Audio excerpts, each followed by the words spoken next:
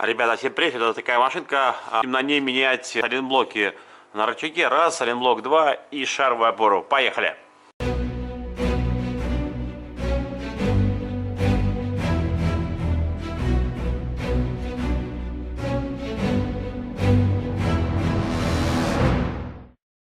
Взяли голову на 22, надели и откручиваем. Отлично. Вот здесь у нас есть гаечка. В этом месте находится. Надо будет ее взять сейчас и придержать ключом. Берем ключ на 22, поставили боком и поехали. Так, у нас все здесь заржавело. Берем, одеваем лерочку. Я ее подточил так, что у меня надевается обыкновенная головка на 24. Берем трещоточку и прогоняем вниз до конца. Вкручиваем гаечку от руки. Вращается, так мы уже резьбу прошли, поэтому все легко вращается. Все крутится без проблем. И производим съем рычага. Также сняли здесь шаровую. Берем, поставили съемник и откручиваем. Руки не поставляем, может упасть, по рукам ударить. Есть, все. Так, сейчас подставляем. Будем выпрессовывать сам сайлентблок. Слегка накручиваю здесь. Использую специальный съемник. И вращаю вот эту гаечку потом. Все отлично.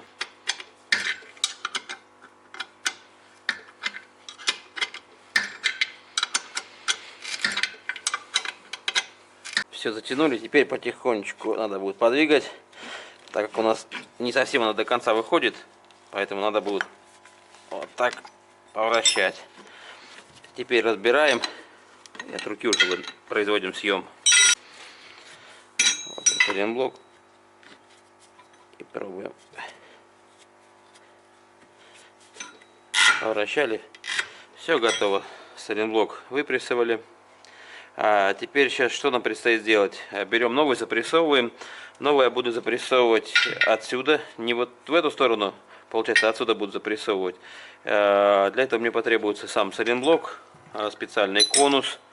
И получается смазать его. Обязательно смазываем мылом и запрессовываем. Запрессовываем. Все, запрессовали сайлентблок. Второй то же самое поставил. Слегка ударил кияночкой. Можно молоточком, кому как удобно будет. Теперь что нам сейчас предстоит? Нам сейчас надо будет высверлить шаровую и переставить на новую. Взял автоматический керн. Делаем накернивание. И также здесь.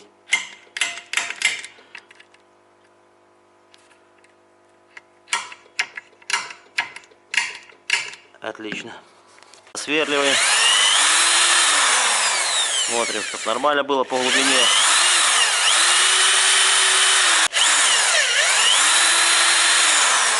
Далее проходим сверлом побольше. Готово. Готово. Отлично.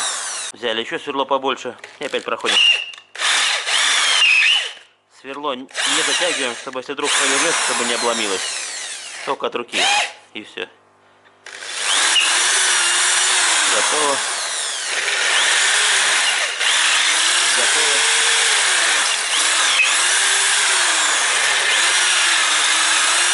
Готово. Теперь берем пневмозубило и сбиваем заклепки. Есть. Есть. Есть. Теперь подставляем с другой стороны и выбиваем заклепку в другую сторону. Есть. Есть. Есть. Убираем. Не забываем смазать болт своей фирменной золотой смазочкой.